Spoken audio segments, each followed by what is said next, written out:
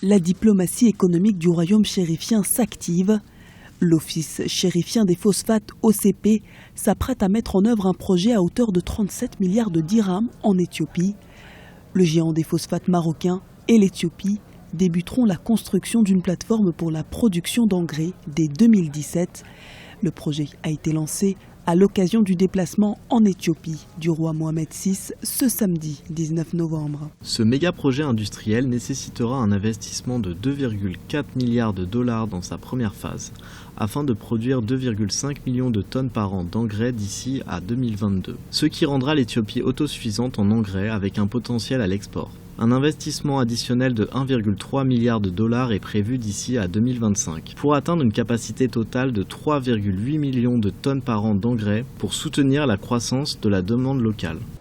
L'OCP avait mis en œuvre une stratégie d'investissement de 18 milliards de dirhams entre 2010 et 2025 afin d'augmenter sa production de phosphate et de fabrication d'engrais. Cette stratégie ambitionne d'augmenter le volume de production de phosphate de 30 millions de tonnes à l'horizon 2017 et celle des engrais de 3,5 millions de tonnes.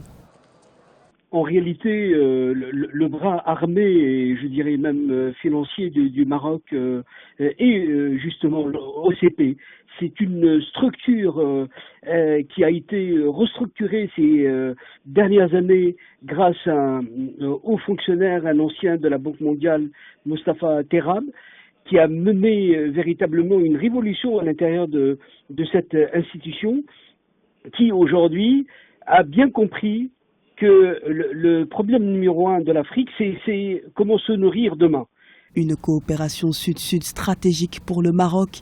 L'Éthiopie, dont la capitale Addis Abeba abrite le siège de l'Union africaine, est un acteur incontournable en Afrique, capable d'influencer la position d'un certain nombre de pays de la région sur les questions diplomatiques, en faisant de la coopération économique une base à partir de laquelle construire une normalisation diplomatique.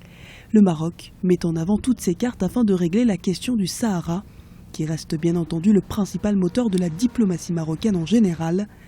Cette offensive diplomatique pourrait accélérer le processus de réintégration du royaume au sein de l'Union africaine.